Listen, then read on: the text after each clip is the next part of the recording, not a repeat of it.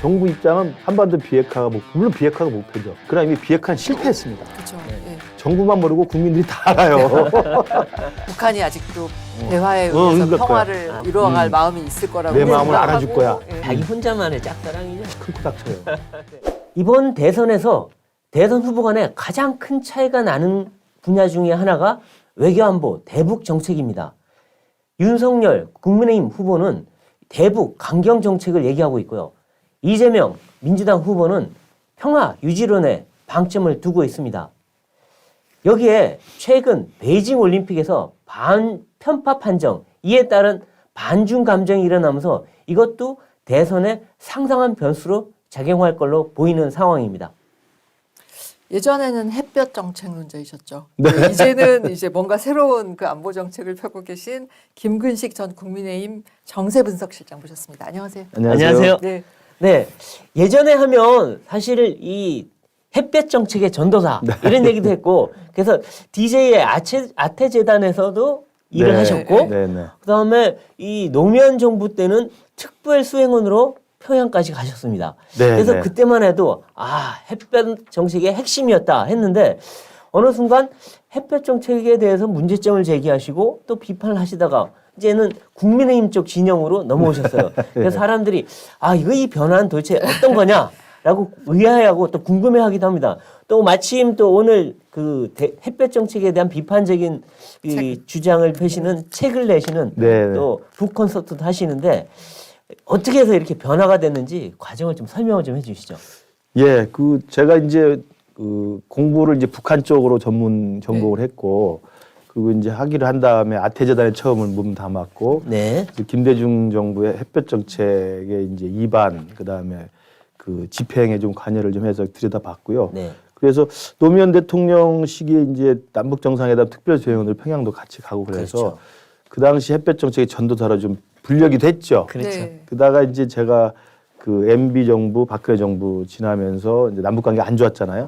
그 과정을 보면서 왜 이렇게 안 될까라는 고민을 좀 학자로서 좀 해봤고, 그 과정에서 저는 이제 최근에 들어서 좀 깨달았던 게 정책이란 것은 그 현실에 맞는 정책을 내놓는 거잖아요. 그래서 저는 김대중 노무현 정부 시기 햇볕 정책은 나름 정책적 유용성이 있었다고 봅니다. 그런데 이제 그게 지금에 와서 MB 박근혜를 지나서 지금 문재인 정부 5년도 다 이제 사실 대북 정책은 실패했다고 볼 수 있는데 끝나는데 15년이 지나면서 보니까 이건 그 당시 햇볕 정책과는 전혀 다른 객관적 현실로 근본적으로 변화했기 때문에 이 변화된 현실은 좀 새로운 접근이 필요하다. 이런 고민을 좀 해봤고, 그래서 이제 제 책에 처음 나오는 분야가 변화된 현실이 이제 제목입니다. 햇볕 정책이 일정 정도의 효용성을 가졌던 시기와 지금 시기는 완전히 근본적으로 달라졌다. 그 차이가 뭡니까? 여러 개가 있는데 제일 큰 게 이제 핵을 개발하는 중인 북한에서 핵 무장 국가가 돼버린 북한이 제일 크죠. 핵 개발 국가가 아니라 핵 무장 국가다. 그러니까 DJ에 있던 핵실험조차가 없었고요. 노무현 때 겨우 임기 말이 2006년에 1차 핵실험 딱 한 번 있었습니다. 그리고 이제 그 뒤로는 뭐 지금 6차 핵실험까지 가고 뭐 지금 미사일 쏘는 거 수도 셀 수 없을 정도로 쏴버리고 있기 때문에, 그러니까 핵을 개발하려고 하는 김정일과 핵무기를 완전히 대량 생산해서 지금 그 실전 배치 정도까지 와 있는 김정은은 본질적으로 다른 시기죠. 그게 크고, 그 다음에 두 번째는 이제 김정일의 대미 전략, 대남 전략과 김정은의 대미 전략, 대남 전략은 저는 다르다고 생각합니다. 그러니까 김정일 시대에는 그나마 핵 카드를 이용해서 미국과 협상을 좀 하면서 안보를 보장받으려고 했고, 핵 카드를 이용해서 또 민족주의라는 걸 이용해서 남측 정부와 협상을 해서 좀 경제적 지원을 받으려고 했는데, 김정은 시대 와가지고는 뭐 미국한테 아쉬울 게 없다.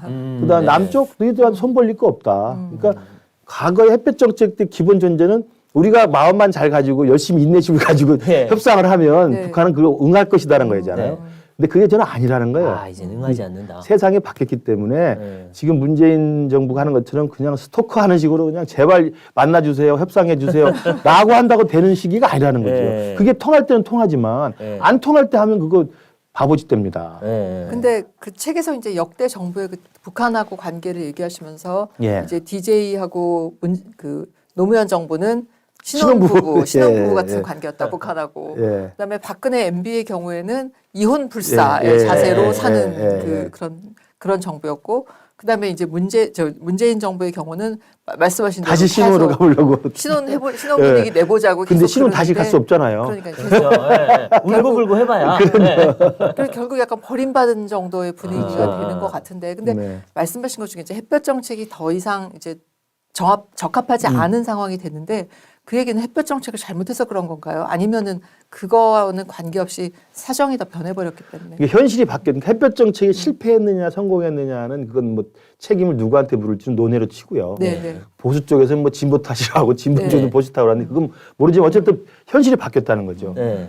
북한이 어떤 상황이고 어떤 인식과 전략을 갖고 있는지를 정확히 알고 거기에 맞춰서 대북 정책을 해야 되기 때문에 네. 이제 햇볕 정책이라는 그 프레임이나 전제 조건이 바뀌었다는 말씀이 우선이고요. 네. 두 번째로는 그럼에도 불구하고 북한과의 교류 협력을 통해서 네. 장기적으로 북한을 잘 관리해서 북한 주민의 마음을 사는 그런 방식이 흡수 통일이 맞다고 생각합니다. 네. 그러나 그게 힘든 게 햇볕 정책이 이제 인게이지먼트라고 하잖아요. 네. 이게 이제 개입 또는 관여라고도 하는데 그렇죠. 네. 이게 사실은 그 상대 국가에 대해서 인게이지먼트 관여가 통할 수 있는 것은 일정 정도의 전제 조건이 필요해요. 네. 그리고 일정 정도의 체제가 동질성이 좀 있어야 되고 최소한의 신뢰라는 게 있어야 되고 네.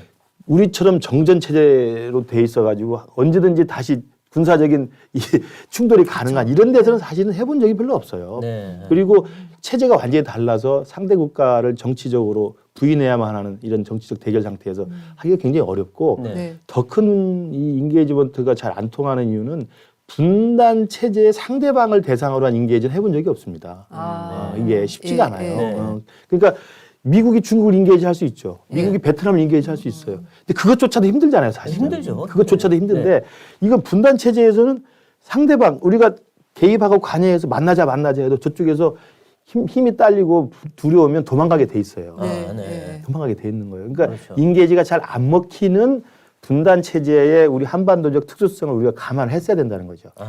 햇볕 정책은 의도는 좋았으나 한반도의 정세 특성상 쉽지 않은 정책이었다. 근데 그 문재인 정부가 어쨌든 그 북한에 뭔가 평화, 대화 뭐 이런 걸 해보겠다고 계속 매달리고 이제 그렇게 하다가 결국 이제 이 평화 프로세스가 이제 아무런 결말 없이 끝나게 됐는데 어떤 상황을 오판했기 때문에 결국 이렇게 될 수밖에 없었을까요? 아까 말씀드린 변화된 현실에 대한 인식이 없었고 두 번째 북한의 전략을 지금 잘 모르고 있는 거예요. 그러니까 위시풀 싱킹이라고 하잖아요.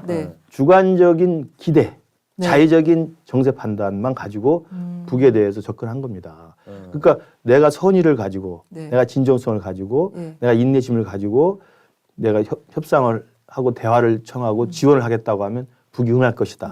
이게 사실 굉장히 우리 윤재인 대통령과 이 진보 진영의 생각인데 이건 착각이라는 거죠. 착각이다. 세상 일이라는 게 안 되는 건 안 되는 거잖아요. 될 일을 가지고 일을 해야지 안 될 일을 가지고 하면 그 욕 먹고 바로 바보 됩니다. 그렇죠. 미국에서도 욕 먹고, 그럼요. 북한에서도 욕 먹고 그랬는데 그 북한이 지금 그 거의 ICBM 직전까지 또 갔어요. ICBM까지 가고 7차례 도발했는데 자 ICBM 쏘고 또 핵 관련 또 더 재개한다거나 프로그램을 이런 쪽으로 더 악화시키는 쪽으로 갈까요? 지금 올해 들어서 어떻게 보세요? 북은 뭐 김정은 집권 이후에 2011년에 이제 이른바 화성 15형을 쏘고 국가 핵무력의 완성을 선언했고 이미 헌법이나 그다음에 당규하에 이미 핵을 가진 국가로서 스스로 지금 강성 국가의 상징으로 삼고 있어요. 그러니까 이미 그건 정해져 있는 거고요. 그러니까 확보된 상태인데 그러고 나서 그 김정은의 전략은 뭐냐면 김정일과 달리 이 미국하고 한국에 대해서 선택을 요구하는 거예요. 너 나를 이라크로 해줄래? 파키스탄으로 해줄래? 정하라는 거예요. 사이에는 없습니다. 그 사이에는. 이라크 모델은 아시잖아요. 너희들 배짱 있으면 치고 들어와 봐. 군사적으로 치고 들어와서 한번 해봐. 그리고 핵무기 가져가 봐. 이라크 모델은 강제적인 군사적 동원을 해가지고 핵무기를 뺏어온 거지 않습니까? 후세인을 죽이고. 그렇게 하려면 해보라는 거야. 그거 못할 거면 너희들 잘 판단해서 파키스탄처럼 해줘 그 말이거든요. 파키스탄 아시잖아요? 그렇죠. 핵실험에서 막 제재했지만 결국은 미국이 어쩔 수 없이 필요성 때문에 인정해주고 핵 무기는 해주고 관계 개선 해버렸거든요. 경제 지원했단 말이에요. 김정은은 그거예요. 그러니까 거의 그 도박장에 올인한 상태죠. 이라크 모델로 니들이 할래? 아니면 파키스탄을 할래? 정해라 이거거든요. 그러니까 그래서 김정은은 대미 전략도 순순히 굴종적이지 않습니다. 아쉬운 건 너다. 네.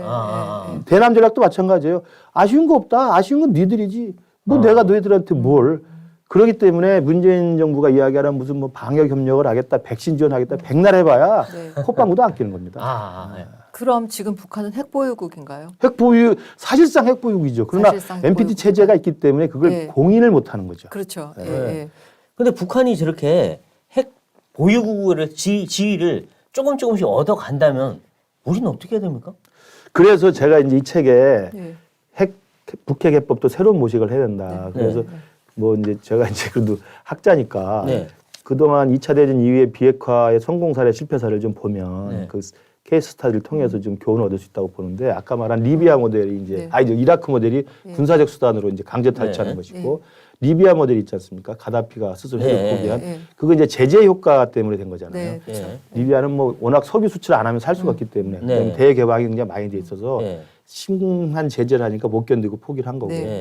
그리고 이제 우크라이나 모델이 있습니다. 이것은 자발적이죠. 자고 일어나니까 핵무기가 생긴 거야. 그런데 그 한 300에서 400개 생겼는데 이걸 뭐 러시아하고 미국이 달라붙어서 돈 줄 테니까 내놓으라니까 포기하는 게 별 걱정이 없는 거. 그래 가져가라. 준다니까. 안보도 보장받고 지원도 받으니까 쉽게 이게 자발적 핵포기를 한 거예요. 근데 그 자발적 핵포기가 모양은 좋지만 북한하고 근본적으로 다른 게 얘들은 자기가 죽을 똥 살 똥 얻은 핵무기가 아니에요. 자고 일어나니까 갑자기 생긴 거야. 북한은 어떻게 했습니까? 20년 동안 수십만 명이 죽어나가면서 만든 핵무기예요. 그게 다른 겁니다. 그래서 우크라이나 모델이 그런 거고 리비아 모델이 그렇고 이라크 모델이 그렇고 또 하나가 이제 파키스탄 모델 있잖아요. 파키스탄 뭐 실패 사례 아닙니까? 핵 실험을 했고 뭐 제재를 다 했지만 결국은 핵이 묵인돼 버린 지금 NPT 바깥에 핵무장 국가로 지금 되어 있는 거 아닙니까? 게다가 이제 테러 문제 때문에 결국 미국이 파키스탄에 도움을 요청해야 되니까 결과적으로 지원까지 해줄 수도 있는 이런 상황이 된 거니까. 그리고 또 하나가 이제 저는 그래서 제 책에서 이제는 핵 협상에 붙어가지고 뭐 저 불능화, 뭐 폐기, 해체, 반입 뭐 이런 복잡한 절차와 과정 속에서 또 그 액션 투 액션으로 뭐 이렇게 만나가지고 행동 대 행동으로 뭐 단계적 교환하는 것 자체가 우리 수십 년 해봤잖아요. 안 돼. 그러면 이제는 핵 포기 협상에 집착하지 말고 육자회담 같은 이런 얼마나 지루한 과정을 겪어봤어요. 합의도 안 되고 합의해도 이행도 안 되고. 그러니까 핵 포기 협상에 집착하지 말고 지금 저는 그래서 필요한 게 이미 북한의 핵무장이 됐으니 핵을 못 쓰게 하는 게 우선이라는 거죠. 핵을 포기하는 게 우선이 아니고 그건 불가능합니다. 핵을 못 쓰게 하는 게 우선이다. 현실적으로. 그럼요. 핵을 못 쓰게 하는 게 우선이기 때문에 아주 튼튼한 안보를 먼저 갖춰서 김정은이 감히 핵 버튼을 못 누리게 해놔야 됩니다. 그러려면 세 가지죠. 하나는 한미동맹을 굉장히 강화시켜야 됩니다. 이게 뭐 당연히 확장 억제라고 하는 우리의 이게 있긴 합니다만 그것도 불안하다면 뭐 논의되고 있는 다양한 방식들 논의를 해봐서 이게 뭐 전술핵 무기든 핵 공유협정이든 잘 생각을 해봐서 튼튼한 한미동맹으로 감히 김정은이 핵 버튼을 못 누리게 해야 되고 두 번째는 우리 대한민국의 방위와 관련된 것인데 모든 국가는 최소한 외부의 적으로부터 자기 국가를 지키기 위해서는 튼튼한 아주 확고한 사전적 억지력을 가져야 돼요. 디터런스라는 걸 갖고 있어야 됩니다. 그러기 위해서 사드니 뭐 삼축 체제가 필요한 겁니다. 그리고 두 번째가 이제 도발을 했을 경우는 10배, 100배 이상의 응징을 하겠다는 단호한 응징 의지가 있어야 됩니다. 이 퍼니시먼트 1이라는 게 지도자가 갖고 있어야 돼요. 근데 문재인 대통령 한미동맹 확장 억제 무슨 뭐 이거 한마디 안 하죠. 그다음에 이 튼튼한 억지력 그 억지력 하려면 어떻게든지 북한의 김정은이 핵을 쐈을 때는 더 자기가 큰 피해를 보겠다는 그런 불확실성을 심어줘야 될 거 아닙니까? 그거 안 했죠. 그다음에 세 번째 사후적인 응징 의지. 응? 우리 공무원을 불러태워 죽이든 연락사무소 폭발을 하든 아이고 제발 좀 만나서 이야기합시다. 김정은이 한마디만 하면 아이고 감사합니다. 그리고 북이 볼 때 저 쟤들 그냥 뭐 어떻게 해도 뭐 자기 마음대로 하세요. 그리고 특히 제일 저는 심각한 게 60만 우리 60만인가요? 50만인가요? 근데 우리 국군 장병의 군 통수권자가 대통령입니다. 근데 대통령이 그 어떤 경우에도 북한하고는 전쟁을 안 한다고 이야기해버리면 만약에 북한이 도발해서 실제 상황이 생겼을 때 우리 장병들이 총을 쏠 수 있겠습니까? 이건 심각한 거예요. 그게 사후적 응징 의지라는 게 지도자는 필요할 때마다 발신을 해줘야 되는 거예요. 내가 전쟁을 원하지 않지만 나는 대한민국 대통령 전쟁은 피하지도 않는다라는 이야기 해줘야 되는데 제가 주목하는 게 2017년에 그 8.15 경축사입니다. 대통령이 돼가지고 문재인이 막 했을 때 김정은이 무지하게 쐈잖아요. 핵실험도 하고 난리가 났잖아요. 트럼프는 이제 뭐 디스트로이 토털 해가지고 전면적으로 죽여버리겠다고 했고 그다음에 김정은이 죽을 놈입니까? 그래 그럼 괌에 내가 포위 사격할 거야. 좌표까지 찍고 그랬어요. 거의 미국에서는 전쟁 난해만해 할 뿐이겠어요. 그때 2017년 8월 15일에 대통령이 경축사를 해요. 온 세계가 이제 주목을 했죠. 그때 문재인 대통령의 경축사 핵심이 뭐냐면 전쟁은 절대 안 된다. 내 허락 없이 전쟁은 안 된다. 그럼 그거 누구한테 한 이야기일 것 같아요? 트럼프한테 한 이야기입니까? 김정은한테 한 이야기입니까? 트럼프한테 한 이야기예요. 너 내 허락 없이 전쟁은 안 돼. 나는 어떤 경우도 전쟁 안 할 거야. 그때 대한민국의 군통수권자이자 대한민국의 안보와 국민의 생명을 책임질 사람은 이렇게 말해야 돼요. 내가 외교적 수단과 협상을 최대한 동원해서 전쟁을 막아보겠지만 그 효력이 끝났다고 생각하고 전쟁이 불가피하다면 나는 대한민국의 대통령 전쟁을 피하지 않을 것입니다라고 해야 되는 거예요. 그건 모든 국가 지도자가 공통이에요. 그 말 한마디 안 합니다. 그럼 백령도에서 북한 놈들이 쳐들어왔을 때 우리 거기 해병대가 총 쏠 수 있을 것 같아요? 못 쏩니다. 아니 누가 불량배가 내 가족을 때렸는데 경찰이 와서 보복을 하려고 하는데 됐어. 평화적으로 해야 돼. 우리는 막고 있을게. 그럼요. 이건 말이 안 되는 거잖아요. 그래서 지금 핵협협은 그것부터 다져야 됩니다. 이 다음 정부가 들어서면 아까 말 한미동맹 강화, 확고한 억지력, 그다음에 단호한 응징의지 이걸 대통령이 일관되게 발신을 해서 김정은 핵을 못 쓰게 하는 게 우선이고요. 그 다음에 이제 핵 협상은 하면 좋고 안 하면 많은 거예요. 왜 우리가 국어를 합니까? 그렇죠. 제재는 유지하는 거고. 그다음에 협상을 문을 열어놓되 국어를 하지 말고 김정은이 개과천에서 하겠다 그러면 그래 한번 만나서 이야기 들어보고 아니면 그냥 나오면 돼. 그리고 우리는 북한 체제의 변화를 기다려서 아까 말한 비핵화 모델의 가장 성공적인 게 남아공 모델이에요. 정권이 민주화되면 되는 겁니다. 그렇죠. 맞아요. 그때까지 상황 관리하면 된다. 제 책의 마지막 결론은 그겁니다. 이제 대선 그러니까 해병정지 변조했다고 난리가 날 거야. 이제 대선으로 한번 가보죠. 지금 이제 대선 후보들의 외교안보 정책, 대북 정책이 가장 관심사 중에 하나인데 그리고 두 후보가 상당히 틀려요. 자, 일단 이재명 후보 이 거의 뭐 평화 유지론 계속 전쟁이냐 평화냐, 전쟁 나면 젊은 애들 죽는다 이러면서 이 선제 타격 이런 거 안 된다라고 하는데. 그러면 이분도 문재인 대통령이랑 다를 게 없지 않아요? 그렇죠. 그리고 이재명 후보가 제가 알기로 이제 민주당 내 비주류였잖아요. 그래서 이제 경선 준비하면서 경선에서 승리하기 위해서 다양한 노력을 했지만 그 중에 하나가 오랫동안 공들인 게 DJ 노무현 정부 때 외교안보 책사들 그 자문 그룹을 똑같이 가져왔죠. 다 데려왔어요. 뭐 제가 일일이 말할 수 없는 그 수많은 사람들이 거기 아무튼 거의 메모드급의 외교안보 그 자문단이 DJ 노무현 때 이어온 분들의 계승을 하고 있어요. 그렇기 때문에 그분 머릿속에는 뭐 당연히 그 햇볕 정책, 20년 전 햇볕 정책을 그대로 저는 이제 고장난 레코드 파일이라고 생각하지만 돌릴 생각을 하고 있는 거고 그래서 전혀 변화가 없죠. 그렇기 때문에 무슨 뭐 중국에 대해서 정책도 마찬가지고 북에 대해서 마찬가지고 지금 문재인 정부가 하는 평화 프로세스도 그대로 할 거라고 이야기를 하고 있는 거죠. 근데 뭐 그분은 본래 말하고 또 그다음 어떻게 될지 모르니까 뭐 저는 잘 모르겠어요. 근데 어쨌든 DJ 정부와 노무현 정부 때 외교안보 자문했거나 현직에 계셨던 분들 거기 다 들어가 있습니다. 한 분도 빠지지 않고 저만 나와 있습니다. 그런가요? 근데 그래도 윤석열 후보가 최근에 말한 그 선제 타격론, 그러니까 핵 도발이 임박했을 때 선제 타격할 수밖에 없다. 근데 이거는 사실 우리 그 매뉴얼에 있는 거 아니에요? 이걸 갖고 저쪽에서 엄청 비판했는데 이건 윤 후보가 실수한 겁니까? 아니면 맞는 겁니까? 아니죠. 그게 참 저쪽에서 이상한 프레임으로 전쟁론자라고 이야기하는데 그게 처음 나온 발언이 어디서 나왔냐면 기자들 질문에 답한 백불입니다. 그때가 뭐냐면 북한이 극초음속 미사일을 쏜 날이에요. 깜짝 놀랐잖아요. 극초음속 미사일을 쏴버렸으니 이건 전 세계 몇 개국도 없는 기술인데 그러니까 기자들이 당연히 이거 북이 극초음속 미사일까지 쏘고 그러는데 어떻게 할 겁니까? 그래서 그 질문에 답을 하면서 우리의 군사 메뉴에 선제 타격이라는 게 있다. 킬체인이라는 게 삼축체제 중에 하나고 이건 DJ 노무현 문재인 다 이어받은 겁니다. 국방백서에 있는 거예요. 그래서 그 질문에 답하면서 킬체인이 있어서 선제 타격밖에 없다. 대한민국의 국민의 생명을 지켜서 그 맞는 거예요. 그게 이제 프리엠티브 스트라이크라잖아요. 그 국제 규범 상으로도 있는 겁니다. 상대 적국이 명백하고 임박해서 우리를 공격할 때는 우리가 먼저 때리는 거예요. 그게 보장된 겁니다.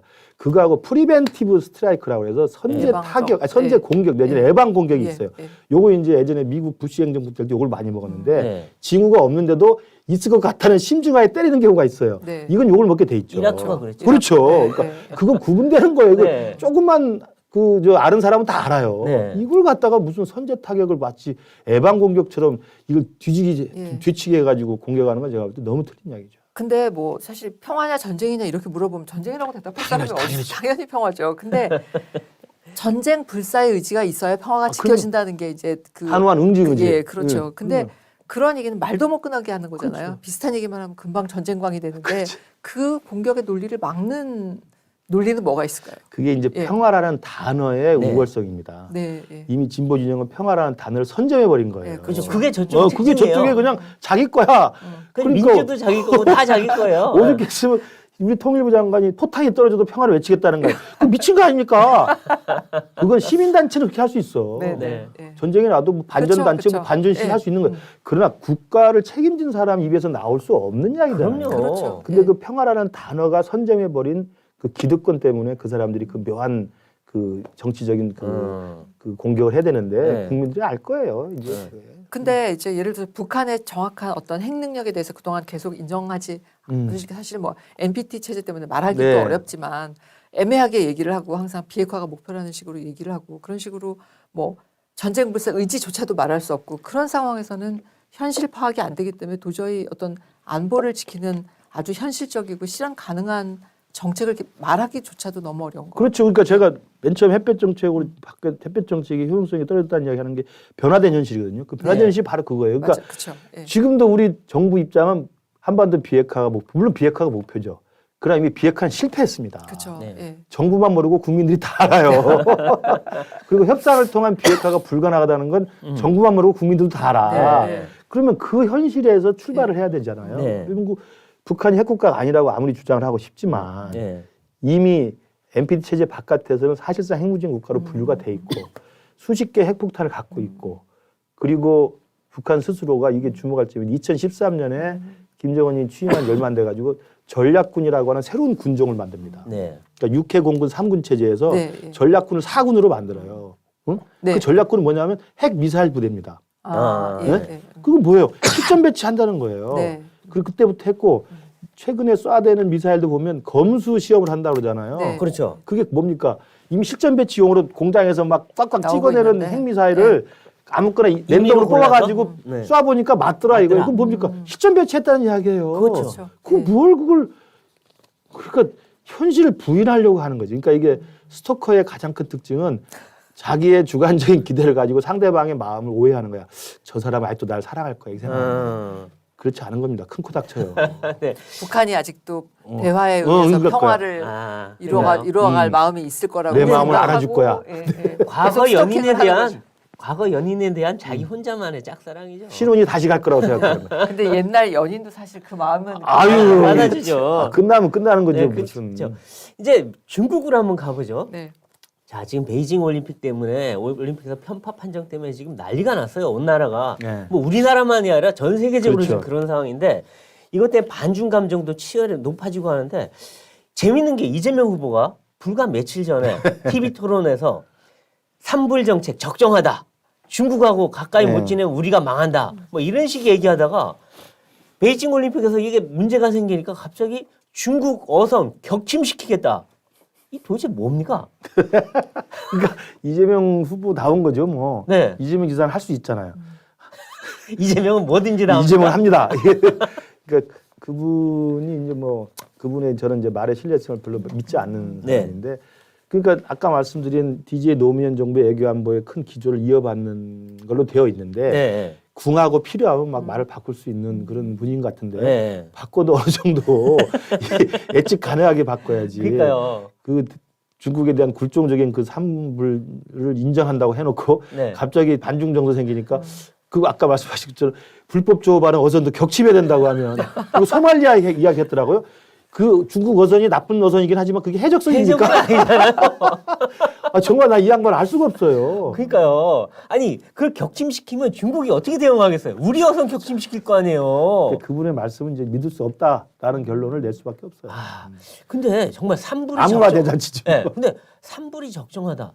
이것도 말이 되는 얘기인가요? 그럼요. 그게 이제 문재인 정부 초기에 중국의 눈치 또 이제 그 눈치도 이제 북한을 달래기 위한 거예요. 그러니까 우리 그렇죠. 한국 정부 특히 청와대 가장 큰 오판 중에 하나가 중국하고 잘 지내면 북한이 우리 말을 들을 것이다.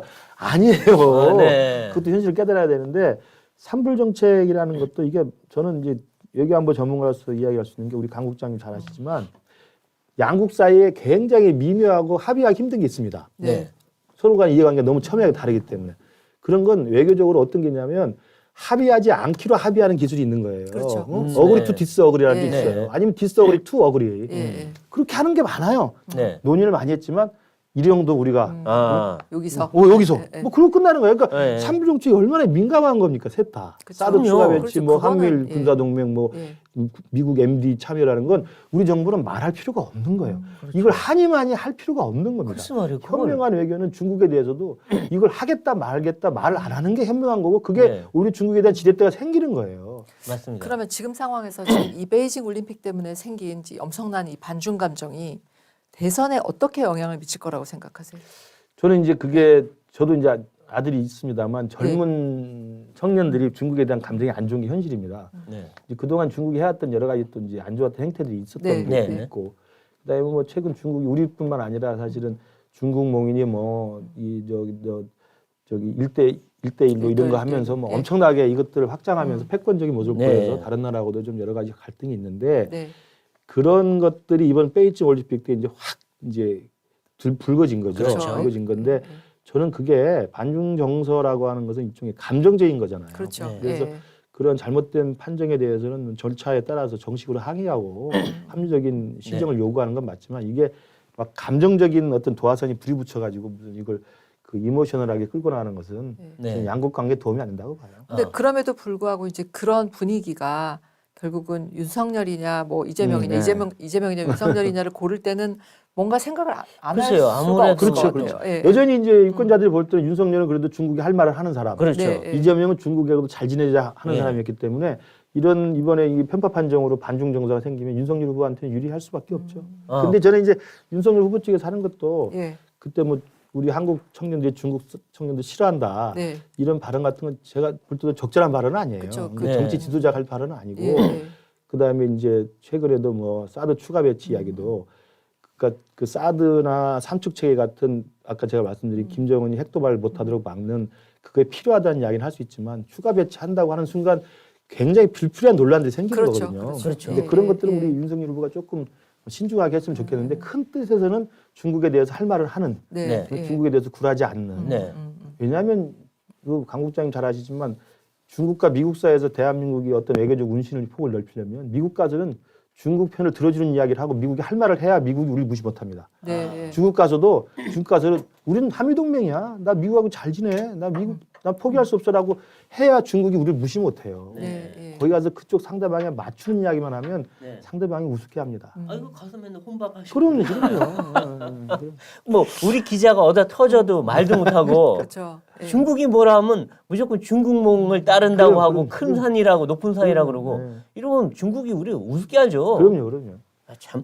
근데 그럼 요번에 TV 토론 때 이제 그 얘기가 나는데 어느 나라가 가장 중요하냐? 그래서 이제 누굴 먼저 만날 거냐 물어봤더니 윤 후보는 미국, 예. 일본, 네. 그다음에 중국, 북한 뭐 이런 네, 순위였던 네. 것 같아요. 근데 이재명 후보는 그 순서를 말하지 않았어요. 네. 또 필요할 때 뭐 상황에 따라 다르다고 했는데 결국 이거는 이제 미국에 대한 태도가 뭔가 두 후보가 좀 다른 거 아닌가 하는 생각도 드는데 어떻게 보세요? 지금 왜냐면 이재명 후보는 전에도 카스라 테프 미라까지 얘기하면서 맞아요. 미국의 분단 책임까지 거론했단 말이에요. 그리고 또 미국은 해방 미군이 점령군이니까 점령군이고 소련은 해방군 같은 거기에 좀 동조한 듯한 얘기도 했고. 네. 저는 이제 이재명 후보도 대통령이 될지 안 될지 모르겠는데 네. 된다고 하면 된 다음에 이 주변 국가에 대한 외교적 우선순위를 따져보면 네. 그건 저는 여전히 아까 말씀드린 DJ 노무현 때 했던 분들과 같이 일체화돼 있다고 한다면 중국이나 북한에 대해서 아마 더 가까이 갈 겁니다. 그리고 미국에 네. 대해서 할 말을 하겠다 이런 것이지 네. 미국을 끌어들여서 미국과 우리의 탄탄한 그 동맹을 강화해서 그 힘으로 중국을 설득하고 그 힘으로 북한을 이렇게 좀 견인하고 이럴 생각을 할 것 같지는 않아요. 네. 그 말씀은 문재인 정부의 그 외교 안보 정책의 큰 기조를 벗어날 수가 없는 거죠. 그 인적 구성으로 볼 때 그거는 그런. 오늘은 저 김근식 그 정세 분석 실장이셨죠? 네, 모시고 저희가 나라 안팎의 복잡한 사정을 하나하나 풀어봤습니다. 굉장히 박력 있게 설명을 해주셔서 이렇게 속이 딱 트이는 아주 속 시원한 설명이었다고 생각하는데 여러분들은 어떠셨습니까? 네, 김근식 교수님 오늘 외교안보 쪽의 해안, 그다음에 또 정치 쪽에 또 바라보는 시선 저희가 다 들어볼 수 있었습니다. 오늘 정치 펀치는 여기까지입니다. 다음에는 더 화끈한 펀치로 찾아뵙겠습니다. 고맙습니다. 감사합니다.